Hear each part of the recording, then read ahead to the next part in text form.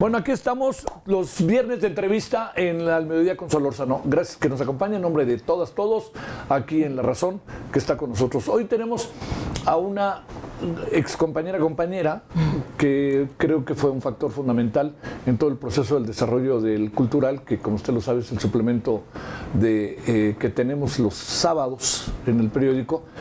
Y déjeme decirle que no lo quiero decir yo porque luego, o sea, estoy hablando por otros, ¿no? Yo he platicado con mucha gente sobre el suplemento y algunos lo catalogan de los mejores suplementos que hay en la prensa en México. Ya sabe que eso de ser el mejor o no es lo de menos, pero es muy atractivo, es versátil, etcétera. Y además ella es directora de literatura de la Universidad Nacional Autónoma de México. Entonces, ahora sí que es paquete completo, como usted puede ver. Julia Santibáñez, ¿cómo estás? Javier, muchas gracias. Muchas gracias por tu participación. Gracias. ¿Cómo te ha ido? Bien, muy contenta entre libros, palabras, poesía, que son los temas que me hacen, que me dan un sentido de vida, digamos. Así que muy bien. ¿Qué hace una directora de literatura de la UNAM? ¿Qué hace una directora de literatura? Todo el mundo ha de querer escribir y va a verte, ¿no? Y va a hacer un libro. Bueno, esa es una parte, publicaciones, pero otra, y quizá la fundamental, o sea, no es que las publicaciones no lo sean, pero forman parte de un conglomerado mucho más importante y más vasto, que tiene que ver con acercar las letras a la gente, a la comunidad estudiantil de la UNAM, a académicos, pero también al público en general, porque la UNAM es la Universidad de la Nación y fuera de todo rollo y todo eslogan, pero es la verdad, nos debemos a la gente. Entonces se trata de acercar la literatura, de que la gente que piensa que las letras no tienen nada que ver conmigo, que aburrido, esos expertos, no, tienen mucho más que ver contigo. Hay una cita que me gusta mucho, en cada libro del mundo estoy yo, porque la literatura tiene que ver con experiencias humanas, personales, íntimas, que a lo mejor nunca has contado, que tienen una resonancia, se quedan dando vueltas, en fin. Entonces de eso se trata literatura, acercar las letras para que la gente las viva como una expresión de placer, de solaz, de compañía, de comunidad, porque cuando hablas con otros de una novela que estás leyendo, de un poema que te tocó, pues estás generando comunidad. Oye, ¿siguen ganando los libros impresos o ya nos está ganando lo otro? Totalmente los libros impresos. Sí. Digo, ha tenido un crecimiento el libro digital, pero hace unos 15 años se decía, no, el libro de papel va a desaparecer. Sí, no, por supuesto que no, sigue ganando el libro impreso, incluso... por ejemplo, el lado B de la cultura, ¿no se te antoja hacerlo en...? Está en ebook y está en audiolibro. Los dos volúmenes, del lado B de la cultura 1 y 2, están en audiolibro y están en ebook. Pero por mucho se sigue vendiendo mucho más el papel. Además lo cual huele, ¿no? Me tiene que dar gusto. Oye, claro, porque vengo de esa generación de además papel. Los libros huelen, ¿no? Huelen, puedes meter una nota, una carta de lo que quieras. Amigo, lo que sea, un boleto de lo que sea. Entonces es como una experiencia sensorial, placentera. Y yo, por ejemplo, cuando leo subrayo mucho, hago anotaciones, en fin. Entonces, todo eso me lo da un libro impreso que no me lo puede dar un libro digital, o de manera más compleja me lo daría. ¿Te acuerdas cómo llegaste al cultural o no? Me acuerdo perfectamente, me invitó Roberto Diego Ortega, que fue el fundador y director durante varios años, un hombre entrañable, derecho, ético. ¿Para qué te invitó, Para ser editora, justamente para ser editora.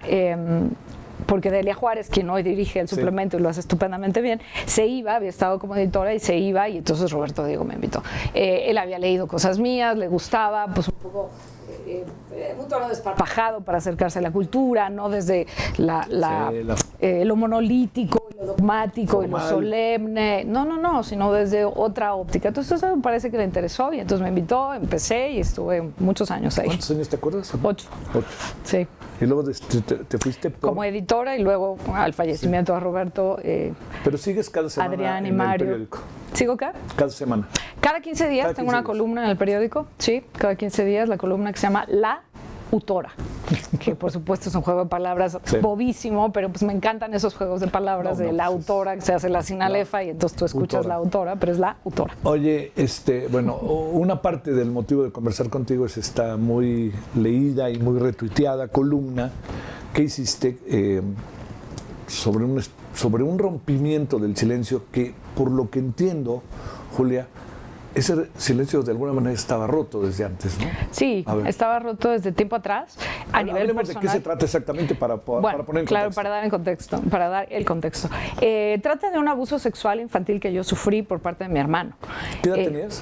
Yo 8, él 18, me llevo exactamente 10. Yo lo había abierto en terapia desde los 24 años hasta los 24. pasó varias veces y de pronto se interrumpió, nunca sabré exactamente por qué. Y ya no hay nadie que preguntarle, así que bueno. Entonces, yo lo había abierto en terapia a los 24 años, de los 8 a los 24 no lo hablé con absolutamente nadie, no me sentí segura, él me dijo que nadie me iba a creer si yo lo hablaba, tenía miedo, tenía humillación, no entendía nada, estaba muy chica, entonces no hablé nada de los 8 a los 24 y a los 24 años de pronto dije, bueno, ¿qué estoy haciendo? O sea, estoy fingiendo que no pasó este terremoto brutal como si fuera el del 85 en México, este parteaguas de mi vida, estoy fingiendo como si nada hubiera pasado. No puede ser, tengo que hacer algo con esto, pero yo no sé qué hacer. Entonces fui a terapia, lo empecé a trabajar y llevo décadas en el asunto. Entonces esa fue una primera apertura. Y luego, como 15 años después de empezar con la terapia, lo hablé con mis hermanos, somos 4, mujeres en los extremos, Lucía, Felipe, el abusador, luego Fernando y luego yo. Entonces lo hablé con los otros 2, con Lucía y con Fernando. Bueno, fue un shock, fue ¿Qué número de hermana eres tú? La cuarta, la última, la más chica. Lo hablé con ellos, coincidimos en que mi mamá no iba a poder con el tema. Yo ¿Tu papá creo. ya había fallecido? Mi papá falleció cuando yo tenía 17 años, o sea, él no se enteró de nada. Y sospecho que mi mamá tampoco supo nada, pero platicándolo con ellos 2, con Lucía y con Fernando, pues decidimos que mi mamá, si había sabido, pues había fingido que no sabía nada. Entonces, como para qué removerle ya en su edad mayor, una señora mayor, pues como para qué moverle. Y si no lo había sabido, le iba a destruir la vida. Entonces me preguntaron, ¿es indispensable para ti que mamá lo sepa? Pues no, la verdad que no, yo lo he estado trabajando y está bastante acomodado. Pongo siempre un ejemplo que es bobo, pero es como si fuera un jarrón muy visible que yo tenía abajo del sillón. Y cuando fui a terapia dije, no lo quiero tener abajo del sillón, pero tampoco quiero que sea el elemento central de mi vida. Eso no me define. Yo soy mucho más que eso. Es una cicatriz visible, pero nada más. Y en terapia lo pude acomodar y escribí, soy escritora y entonces, bueno, he escrito mucho, en fin. Y entonces fue la segunda etapa, hablarlo con mis hermanos y hace como 5 años, en el 2020, lo hablé con toda mi familia, sobrinas, sobrinos, cuñados, everybody, todo el mundo.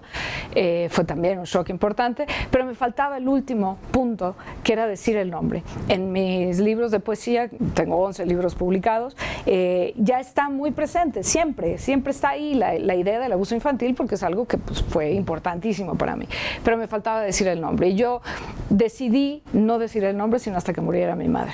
Cuando muere mi madre finalmente digo, ahora sí, ahí les voy, y es la columna que se leyó el martes 4 de marzo. A ver, déjame plantearte, a ver, pienso en el caso de conversaciones que tuve la oportunidad de tener con los niños que fueron abusados por el pederasta Maciel, ¿no? Y recuerdo todo lo que te cuentan a la edad posterior. Habrás visto Spotlight, ¿no? Sí, por supuesto, esto, ¿no? Por supuesto. Ahí pasa algo, ¿no? Sí, es un tema que claramente me interesa. Pues. Sí, estoy seguro. Además, fíjate, uno hubiera dicho, ¿por qué va a haber tantos de esta película, no? Claro. Ya entiendo ahora. Pues sí. A ver, pero ahí hay algo. Muchos de ellos narran lo difícil que es, como, no sé si la palabra exacta sea soltar o comentar o salir, ¿no? Sí. Pero tardan mucho en salir. Sí. Cuando uno les dice, ¿por qué no saliste antes?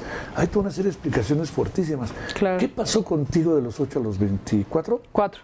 ¿Qué pasó? ¿Qué pasaba? ¿Pero estabas encerrada o qué? Estaba encerrada. A ver, ¿cómo eran tus relaciones con los hombres? ¿Con las mujeres? ¿Cómo eran?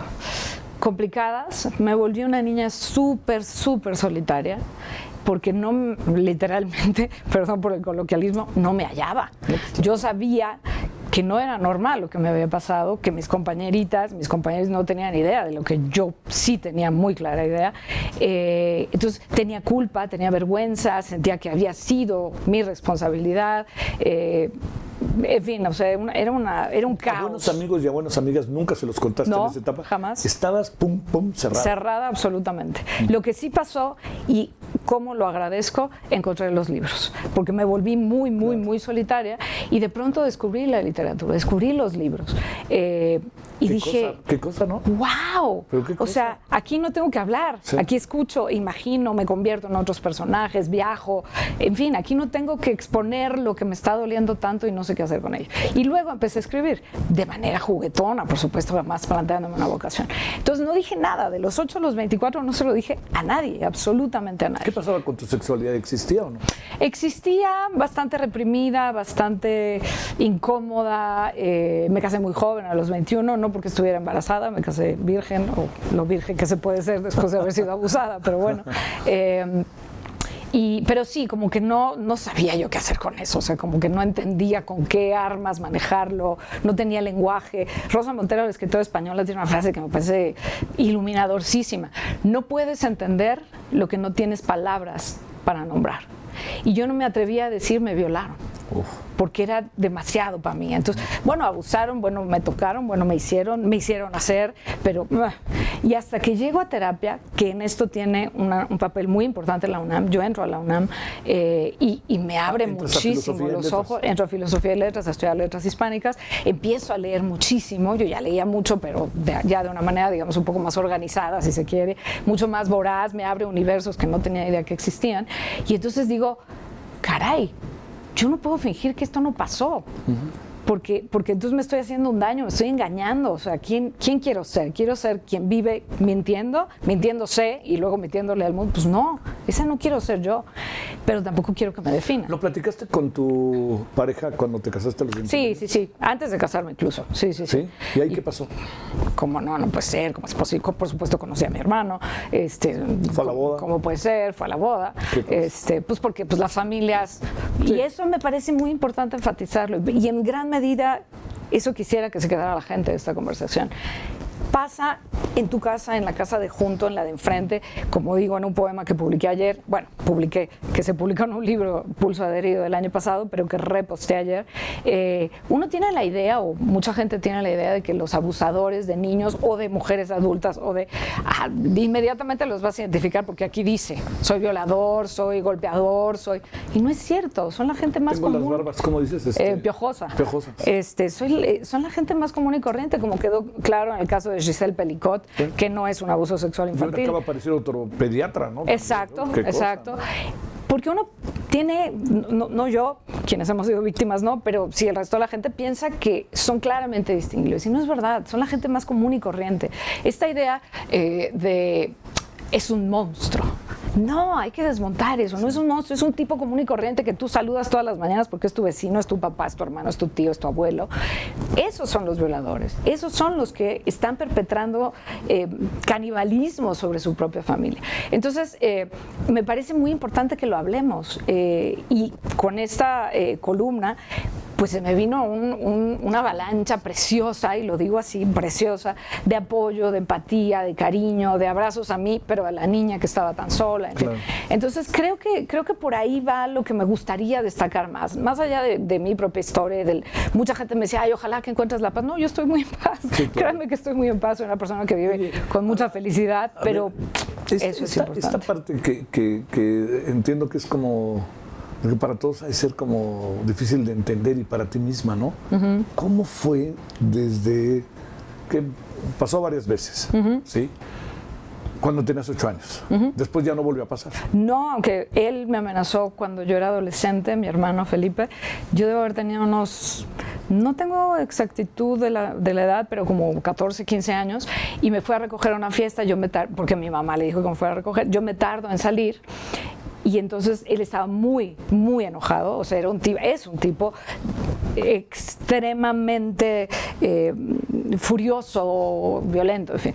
Y entonces cuando yo me subo al coche me dijo, me las vas a pagar, y ya sabes a lo que me refiero. Uf. Y yo temblé desde el primer pelo hasta la uña del dedo gordo del pie, porque dije, puta, además viviendo en la misma casa. Claro. Yo decía, no, por favor, o sea, entonces por no sé cuánto tiempo no podía dormir, creo que se movía una hoja y yo temblaba, pero no volvió a pasar. No sé por qué, pero no volvió a pasar. Y la relación, digamos, ¿cómo se va estableciendo con, lo voy a decir así, ¿no? Con tu violador. O sea, porque lo tienes en el cuarto de junto. Claro. Pues no se establece realmente. Yo siempre me retiraba, yo siempre me apartaba. ¿Nunca platicaste con él? Nada. Después, ya a mis casi 40 años. Ahorita nos cuentas 30 y tantos pero años. Pero yo siempre me apartaba, me alejaba. Él quería ser muy chistoso, entonces se ponía una máscara de King Kong y entonces llegaba a asustarme y jaja, jojo, ya a mis 13, 15, 17, 20, los que sea. Y yo me apartaba, yo me retiraba, pero nunca lo confronté. O sea, en todos esos años yo no me atrevía a confrontarlo. Básicamente le tenía miedo. Pues sí. Un miedo Imagínate irracional. Cuando te fue a recoger, te quedas asustado por toda esa la vida. amenaza me quedó por mucho tiempo el miedo. Entonces, pues realmente no, digo, sí, estaba ahí en la mesa familiar, estaba en los viajes familiares, tal, pero yo, sobre todo, me llevaba con Fernando, el que me seguía a mí hacia arriba, que me llevaba 3 años. Fernando y yo éramos como los compañeros de juegos, éramos amigos, éramos como cómplices, y los otros 2 hermanos nos quedaban lejos porque hay 7 años de diferencia y luego 3 años. Quince me lleva a mí 10. Entonces, pues no tenía que tener mucho trato con él, digamos, y entonces pues más o menos las cosas iban, yo fingía que no pasaba nada. ¿En qué ¿Dónde estudiaste la primaria, secundaria y prepa? En el colegio Green Hills, en San Jerónimo. ¿La parte de la religión interviene o no interviene? No interviene, no interviene. Supongo que a nivel de la culpa sí, porque es algo que tenemos muy introyectado en la cultura judeocristiana, seamos creyentes o no. Sí, claro. Pues es la culpa y el pecado, el cuerpo, es lo que te va a llevar al infierno. Entonces yo, ya sabes, primera comunión lloraba y decía, pues me voy a ir al infierno, pero aunque no sea mi culpa, o si tal vez sí fue. No me atreví a confesarlo, sí, no me atreví. Cuando iba a hacer la primera comunión, claro que pasé por el confesionario y tal, pero dije, esta no la digo. Oye, a ver, ¿y tu vida sexual empezó a normalizarse? Déjame poner normalizarse entre comillas, ¿sí? Pues muy entre comillas, sí, cuando me caso. O sea, antes pues escarceos, juegos y tal, pero siempre como sintiéndome muy incómoda, no fluía, no me gustaba mucho, aunque sí me gustaba, pero me caso y bueno, pues se vuelve una relación sexual muy promedio, sin mayores, digamos, luces artificiales, ni fuegos artificiales, ni nada. Sin confeti. Exacto, sin confeti. Ya hasta mucho después, o sea, hasta que yo me divorcio y realmente empiezo a vivir una sexualidad, ahí sí te puedo decir, con confeti, fuegos artificiales, feliz, plena, muy disfrutable. A ver, un día, ¿qué va pasando contigo que un día dices, se lo tengo que decir? De otra manera a como él y yo sabemos. Exacto. De pronto me cayó el 20 en terapia de que yo nunca lo había confrontado. Y dije, a lo mejor este güey piensa, perdón, sí. A lo mejor este señor piensa, piensa que yo no me di cuenta, que yo no me acuerdo, que pues ahí muere. Y dije, no, yo lo voy a confrontar. Entonces, sí, yo debo haber tenido casi 40 años, yo creo. Y dije, no, pues no. Entonces le dije, oye, quiero verte para tomar un café. Sí, pero ¿por qué o qué? Bueno, ahí lo platicamos. Y el que era mi novio entonces me dice, oye, pero no voy a decir eso, por supuesto que sabía y tal. Ya yo he disfrutado de una sexualidad muy plena. Y entonces, bueno, pues se lo sabía y tal. Le dije, voy a confrontar a Felipe. Me dijo, pero no vaya sola, ¿qué tal que se pone loco? Entonces él sentado en una mesa que Felipe no lo conocía, como protegiéndome, digamos. Y yo aquí. Y entonces llegué y le dije, oye, pues yo quiero decirte que... ¿En un lugar público? Sí, en un restaurante. Le dije, pues yo quiero decirte que yo me acuerdo que pasó esto y esto en tal lugar, de tal forma que tú me dijiste, que tú me hiciste hacer, que tú me... Lívido.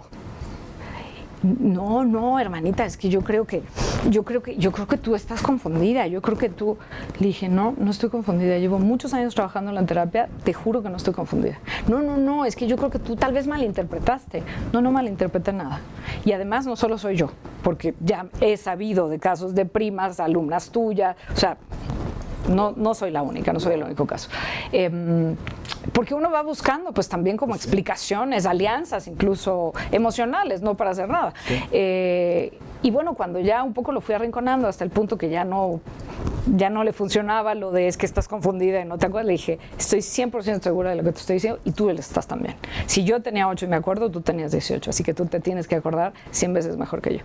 Y entonces pues ya así como, bueno, pues lamento que te hayas sentido. Le dije, no me sentí, tú me hiciste un daño, tú me lastimaste cuando yo no podía defenderme. ¿Y qué quieres que haga? y le dije, pídeme perdón, 1, y 2, paga 1 año de terapia. Como un símbolo. Llevo muchos años en terapia y la terapia no es barata y yo entonces no ganaba mucho dinero. Entonces era un esfuerzo singular pagar la terapia. Le dije, son cosas simbólicas, pero que me ayudarían. No, es que si yo te pido, pero se movía así, pero es que si yo te pido perdón es reconocer que hice algo que no hice. Sí lamento que te hayas sentido como me dices que te sentiste, pero... Y el año de terapia cuenta con él. Al día de hoy no he recibido un peso. No volví a saber de él. Dije, no, ya, es claramente congruente con el personaje que es. ¿Ofreció perdón? No, fue así de lamento que te hayas sentido, no fue así, pero pues qué pena que te hayas. Las personas que eventualmente fueron también agredidas por él, ¿has hablado con ellas o no? He hablado con algunas, sí, algunas de ellas primas hermanas, y no han dicho nada. Ninguna ha dicho nada, y luego me enteré por una circunstancia que una alumna suya había resultado embarazada por él y tenía un hijo idéntico a mi hermano, idéntico, porque mandó una foto. En fin, es una historia larga que no, o sea, es complicada ni para qué la desarrollo, pero sí, por eso estoy segura. Y luego, quien fue su esposa también fue muy abusada por él.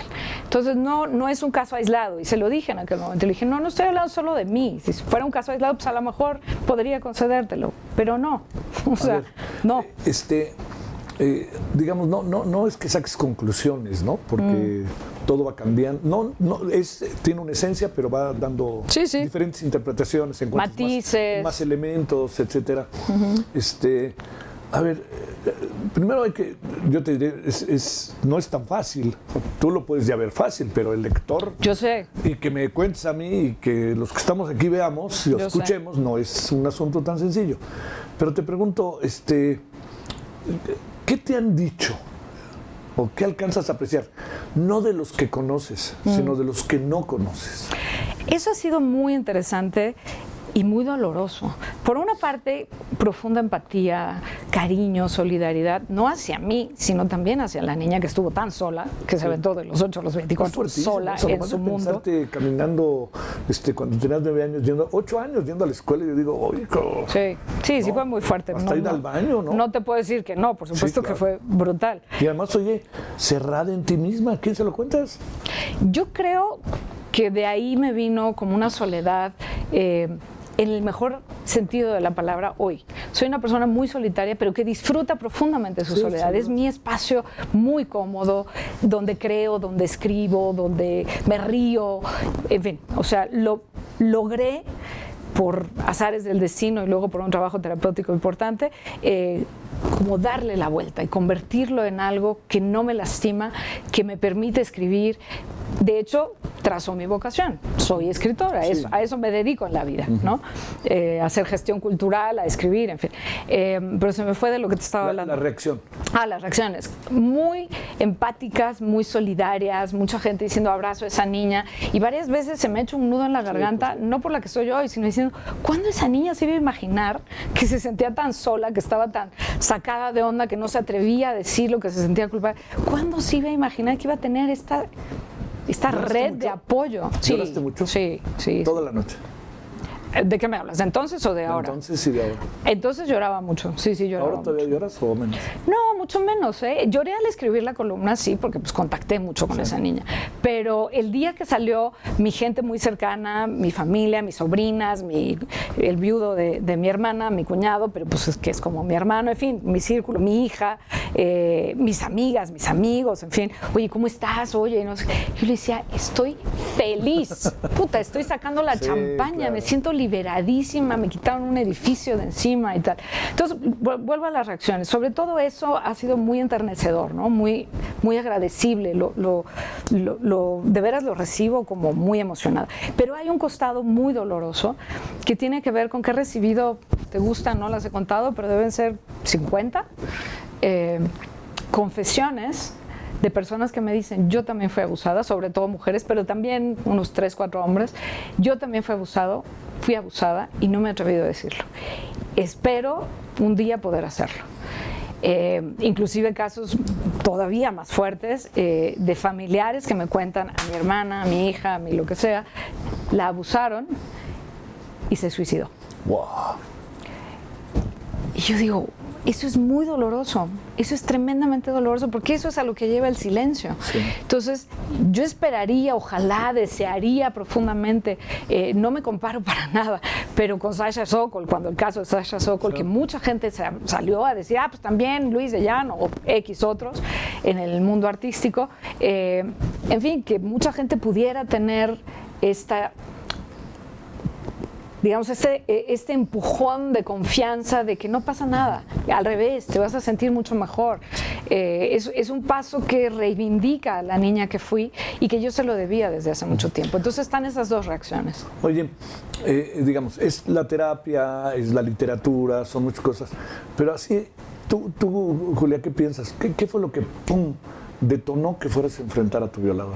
¿Qué supones que pasó? ¿Fue el que tiempo? Tenía una hija, ya tenía una hija. ¿Tu hija qué dice de todo esto? Se lo fui contando poco a poco. Digamos que ya lo, sí, bueno, claro, pero ya lo tiene bastante asimilado, pues porque lo sabe desde chiquita, sin saber quién era el personaje, por no traumatizarla, porque además seguía más o menos viéndolo en alguna comedia familiar, en fin. Y ya conforme fue creciendo y pudo ir, o me pareció que pudo ir analizando la información, pues ya le fui abriendo, sin entrar en detalles, hasta el día de hoy no he entrado en detalles, ni entraré, porque tampoco se trata de eso, pero sí, hasta que supo quién fue, ¿no? Entonces, creo que eso es importante, que se hable en las familias. Justo el principal problema, creo, es el silencio. Entre que las víctimas no hablamos porque qué miedo, qué pena, que no me van a creer, bla, bla, bla, bla. Las familias que aunque se enteren, aunque lo sepan, luego no actúan. No, pues es que ¿qué van a decir de los Santibáñez? ¡Qué barbaridad! No, mejor nos callamos. Pero es tu tío, es tu abuelo. Hay un libro que recomiendo mucho que se llama ¿Por qué volvías cada verano?, de una escritora argentina, Belén Peiró, donde ella cuenta el abuso que sufrió por parte de un tío durante varios años, creo, espero no equivocarme, como de los 13 a los 17, una cosa así. Y entonces ella hace una novela coral estupendamente bien escrita, donde va señalando que toda la familia fue cómplice, porque la abuela, sabiéndolo, seguía recibiendo a su hijo. Pues es que es mi hijo, ¿qué quieres que haga? Pues es mi hijo. Y la hermana, qué sé yo, en fin, se van haciendo una suerte de sistemas familiares, no se van haciendo, tenemos una suerte de sistemas familiares donde el buen nombre, la respetabilidad, evitar el conflicto, protege a los abusadores y no a las víctimas. Sí. Entonces, ojalá logremos cambiar eso, porque a todos nos va a hacer bien. A ver, una pregunta que te puede resultar a lo mejor medio paradójica. ¿Por qué piensas que actuó de esa manera tu hermano? O sea, y actuó en general. Supongo que lo has de haber pensado una y otra vez. Sí. Es decir, ¿está enfermo? ¿O qué pienso de esto? ¿No? ¿A qué conclusiones llegas? Yo sospecho que él fue víctima de abuso cuando él fue niño, que es una conducta que suele repetirse. En mi caso, y lo digo abiertamente porque me lo han preguntado, ¿tú has abusado de alguien? No, no he abusado de ninguna niña, ni de ningún niño, ni de ningún adulto. No. Por fortuna pude romper ese círculo. Pero es algo bastante habitual. Los abusadores fueron niños abusados, niñas abusadas. Entonces yo tengo la sospecha que él pudo haber sido abusado por un tío. Imposible platicarlo. No. Perdón. No, con la respuesta que tuvo en su momento, olvídalo. ¿Un tío? Creo que por un tío. Creo saber por qué tío puede haber sido, pero no lo tengo confirmado, no lo sé. Y también, y lo digo con todas sus letras, hay una cultura patriarcal que ya sé que les choca a muchos hombres y algunas mujeres. Ay, es que van a salir otra vez con su patriarcado y el feminismo. Pues sí, la cultura patriarcal. ¿Qué es la cultura patriarcal? La que dice que el hombre está por encima de, que el hombre puede decidir, gobernar, aplastar los cuerpos de las mujeres, niñas, adolescentes, adultas. Por eso las mujeres somos agredidas en la casa, donde se supone que tendríamos que ser protegidas, espacios seguros. Son agredidas en la calle, somos agredidas en la calle, en la escuela, en el trabajo, en el transporte público. En todos lados somos agredidas porque es lo natural. Los hombres tienen derechos sobre nuestros cuerpos. Entonces tenemos que cambiar de origen una cultura de todos los siglos. El primer sistema, según Rita Segato, la antropóloga y feminista argentina, la primera forma de organización humana fue el patriarcado. Entonces hay que deconstruir eso, hay que cambiar eso para que las cosas cambien. Entonces creo que Felipe, por un lado, si mi sospecha fuera cierta, fue víctima de abuso, no supo qué hacer con ello, pero además, pues ¿por qué no? Tengo aquí a mi hermana, no va a decir nada. No Pues ¿cuál es la bronca, sí. no? Y satisfago como efectivamente no dijo nada, sí, claro. entonces pues Oye, todo está perfecto. Digamos, ahora tu vida realmente sí está tranquila. La verdad sí. ¿Sí? Ya lo estaba, tengo que decirlo. Sí. No es como que a partir del martes de esta semana cambió. No, la verdad es que me considero una persona bastante alegre, bastante feliz. No vivo en depresión, nunca he vivido en depresión, por fortuna. Soy como muy optimista, muy echada para adelante, disfruto profundamente lo que hago, mi trabajo entre palabras, lo amo. Entonces estaba en paz, pero me faltaba, como digo, esa última válvula que me parecía que era indispensable y que había frenado, por lo que ya dije, por cuidar a mi mamá. Se puede venir una cascada de demandas en contra de tu hermano. Se puede venir, sí, se puede venir. O sea, digo, estoy consciente de eso. Una puerta que puede ser una caja de Pandora, ¿eh? Sí, lo sé. Si sucede, pues ya sucedió. Pues sí, no es mi culpa, o sea, no voy a asumir ninguna culpa sobre eso. Si no sucede, también. Él es un profesionista. Es profesionista, es doctor. Fíjate, fíjate nada más, fíjate. Oye, la paradoja. A ver, una cosa que me parece importante, ¿qué estás haciendo con todo esto desde dos perspectivas? La literaria, yo entiendo que ha de ser, digamos, ahora te han de abrazar y decir qué hago, cómo estás, y casi que te dan el pésame. Entiendo, es que es una situación. No, yo sé. Es muy difícil y yo creo que la gente lo hace Tú te estás enterando hoy. Yo lo sé hace décadas. No, entonces, claro, yo medio, digo, ya te confesé que te leía, que seguía las cosas, pero digo, si quieres te miento, ¿no? Pero no tenía indicio de nada. No, ya sé. Cuando pero lo por vi ejemplo, hoy dije, gulp. Pero por ejemplo, en mis libros de poesía, tengo 8 libros de poesía publicados, en cada uno de los libros están indicios, un poco velados para que mi mamá no los descubriera, digamos, por lo que ya dije, pero está. O sea, si lees con un poquito de cuidado, te das cuenta. Dices, claro. Fíjate, en radio el otro día yo dije, el martes mismo quizás fue el miércoles, oiga, no se pierda la columna hoy de Julia Santoveniz en La Razón. Échenle un ojito a ver qué le parece. Entonces, nunca sabes si te oyen, no te oyen. Claro. Y a los 2 días, el jueves, para ser preciso, ayer, alguien me dijo, oiga, qué fuerte está esa, me mandó un tuit, oiga, qué fuerte está esa columna. A lo que me quiero referir es que sí es algo que yo creo que cada vez como que la sociedad, no sé si lo pienses igual, lo que cambió las cosas fueron las mujeres. Totalmente. Eso fue lo que cambió. Totalmente. Y no, me gustaría cambiar el tiempo verbal. No cambiaron las cosas, están cambiando. Sí. Hay mucha gente que todavía, como te digo, muchísimos testimonios de no me atrevo a hablarlo, yo fui víctima, todavía no lo puedo hablar, en fin. Están cambiando, falta muchísimo por hacer. Esta frase del futuro es femenino, híjole, puedes simplificar y decir, todas? Ya llegamos. ¿Llegamos todas? No. No, yo creo que no. O sea, ¿qué pasa con...? Y no quiero que digan, ya cayó en el lugar común, pero es verdad. Las mujeres indígenas, las mujeres de escasos recursos. Claro. Si esto pasó en una familia de clase media acomodada, pasa en todos lados, no porque haya pasado ahí, no pasa allá, o no es que pasa más allá que acá, pasa en todos lados. Entonces están cambiando, falta muchísimo por hacer, y lo digo en un país donde 10 mujeres son asesinadas cada día. Por ser mujeres. A ver, hay que cambiar mucho más. Supongo que se hizo entrañable tu relación con tus otros hermanos, ¿o no? Sí, totalmente, fueron muy apoyadores. De hecho, ayer me escribió, me han estado escribiendo, pero ayer me escribió uno de ellos, de los mejores amigos de mi hermano Fernando, el que seguía de mí, que fue, como digo, mi compañero, mi amigo de infancia, y me decía este amigo de él, me decía, yo no entendía qué había pasado, por qué se había roto la relación con Felipe, porque cuando éramos niños, que se conocieron en la primaria, eran muy cercanos Fernando y Felipe, y de repente se rompió, y nunca entendí por qué, y se lo pregunté alguna vez, y no quiso entrar ahí. Le dije, pues ahora tienes la explicación, y se me están cayendo todos los 20 de 1.000.000 de cosas. Entonces sí, muy cercanos. Julia, a pesar de que era un asunto que estaba ahí, que estaba dándose en la familia, ¿la columna te la ha comentado la familia o no? Sí, cómo no. Sí. Bueno, tengo que decir, yo le dije a toda la familia. Ahí les voy con la columna. Ya se va a publicar. Ya sabían del tema, lo hablamos. Nadie te dijo nada, sí, no, adelante. No. todo el apoyo, todo el respaldo, estamos contigo, lo que necesites. El propio día que salió publicada, toda la familia, el chat familiar era una locura. Estamos contigo, ¿qué necesitas? ¿Cómo estás? Mucho apoyo. El susodicho no aparece. No aparece. Yo creo que no va a aparecer si no ha aparecido. Probablemente, ahora también es cierto, probablemente no se ha enterado. No tiene redes, no está. Claro. Entonces, quién sabe. No lo sé. Pero te digo algo, ni siquiera era el motivo central. Para escribir la columna fui yo. Sí.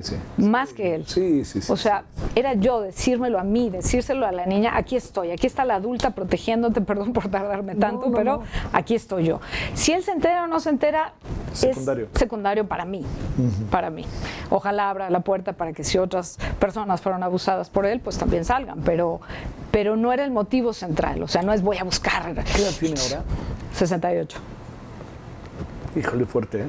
Pero sí. Bueno, yo creo que este es un pasaje de tu vida terrible, pero al mismo tiempo maravilloso, por la forma en que lo resolviste. La verdad que sí, la verdad que sí. Suena terrible decirlo, pero la verdad que sí, me acercó a los libros, que son de las mejores cosas que me han pasado en la vida, me dio una vocación, que es la escritura, me volvió muy fuerte por dentro, porque tuve estas dos experiencias, primero el abuso y luego la muerte de mi padre, siendo muy chava todavía, entonces me hizo bastante fuerte por dentro. Hace poco murieron, casi en cadenita, como si se hubieran puesto de acuerdo, en 2019 Fernando, mi hermano, en 2020 mi mamá, en 2023 Lucía, mi hermana. Estamos jóvenes, ¿no? Y me decía gente, oye, eres muy fuerte. Y yo decía, pues sí, tengo un poco de entrenamiento. Digo, la muerte entrena, ¿eh? Malamente, pero el dolor finalmente, pues te vas aprendiendo a lidiar con él. No es que no te duela, no es que el duelo no sea brutal, pero vas sabiendo cómo sobrevivir. O sea, yo tenía muy claro en mi cabeza de niña, y a lo mejor esto retomo una pregunta tuya previa, yo tenía muy claro, esto no me puede matar, esto no puede convertirse en el eje en torno al cual gira mi existencia, no puedo, no quiero ser una niña feliz. Entonces, claro, tenía mis momentos de saque de onda, pero incluso dentro de mi soledad, ahí estaba muy contenta. Me costaba trabajo lidiar con los demás, ¿no? O sea, como que no sabía cómo hacerlo, pero no puedo decir que mi vida ha sido tremendamente infeliz. Mentiría y la gente que me conoce diría, no es cierto. O sea, no es cierto, no vives. ¿Te pasó eso? Te diría, ¿no? ¿Mande? La gente te diría, ¿poco te pasó eso? Sin conocerlo, ¿te pasó eso? ¿no? Claro, porque pues, en general soy una persona alegre, estoy haciendo bromas, mi escritura es muy lúdica, juego mucho. Entonces, como que te cae. Sí, créeme que sí. Oye, yo te agradezco muchísimo que nos hayas platicado esto. Es que es muy fuerte, pero lo agradezco mucho. Pero sobre todo, ojalá que sirva de algo. Eso es lo que más me gustaría. Pienso, más allá de mí, que a mí ya me sirvió, pero que ojalá sirva para que otras personas... Pero también, digamos, cuando yo te preguntaba, ¿cuál es esta reacción no interna, sino externa? Hay gente que no sabes ni quién es y que de repente te escribe y te dice, híjole, estoy guardándomelo, no sé qué hacer, ¿no? Y a partir de ahora te vas a convertir inevitablemente, no sé si la palabra sea referente, pero en alguien que van a decir, pues pregúntale, ¿no? A ver si... Bueno, me han preguntado, claro. Muchos de estos testimonios. ¿Tú crees que debo hablar? Oye, no, espérame, yo no soy psicóloga, yo no sé. Claro. Yo hablo de mi experiencia y para mí ha sido liberador decir el nombre, pero pues tú trabájalo, y lo que recomiendo siempre, es lo que recomiendo desde toda la vida, es trabaja tus temas en un espacio seguro y contenido como una terapia, donde tú puedas tocar los temas, llorar todo lo que tengas que llorar, en fin, irlos elaborando para acomodar este jarrón donde corresponde, en una repisa de tu casa, pero no puedo atreverme a recomendar nada más, ¿no? Y lo que también recomiendo, porque pues es parte de lo que hago y lo que creo, lee. Está este libro que te decía, ¿Por qué volvías cada verano? Está El consentimiento de Vanessa Springora, también un testimonio, todos son testimonios personales, una escritora francesa que fue a los 13 años la enamoró un tipo de casi 50 y a todo el mundo le pareció muy natural, fue amante de este tipo y luego, claro, fue desechada como una basura y entonces ahora adulta, ahora escritora, hace El consentimiento. Muy recientemente se publicó por Anagrama en México, también una escritora francesa radicada en México, Neige Sino, S-I-N-N-O. El libro se llama Triste Tigre. También es su testimonio de abuso. En Anagrama. En Anagrama por parte de su padrastro. O sea, hay muchos libros, hay mucha poesía, Diana del Ángel. En fin, hay mucho. Entonces yo los mando a leer porque a mí me ayudó a leer para decir, esto se puede decir, esto se puede exteriorizar y puede servirle a alguien. ¿Qué libro de estos te hizo llorar? En el sentido del sentimiento, en el sentido de tu vida, a eso me refiero. Creo que el consentimiento de Vanessa Springora, porque tuvo el aval de sus papás. El abuso tuvo el aval de sus papás. Y yo me pregunté, lloré mucho porque dije, mis papás habrán sabido y avalaron. ¿Tú qué crees? Yo creo que no. Quizá porque me conviene creer que no. Pero mi papá era muy, muy, muy cercano a mí, éramos muy cómplices. Él me acercó a la literatura, era súper cariñoso, era el tipo más. Y lo dice todo el mundo, no lo digo yo por ser su hija, lo dicen los amigos de mi hermano que ahora me han estado escribiendo, los amigos de Fernando, en fin. Yo creo que mi papá no lo supo y creo también que mi mamá no lo supo. O sea, realmente creo que no lo supieron porque los abusadores suelen ser muy hábiles y entonces saben dónde, cómo, cuándo. Que no bueno, Julia, muchas gracias. Muchas gracias. La verdad, gracias por contarnos tu historia. Muchas gracias. Yo lo agradezco muchísimo. Gracias. Gracias. Bueno, nos vemos el próximo lunes a las 12 de la mañana al mediodía con Solórzano. Buen fin de semana, adiós.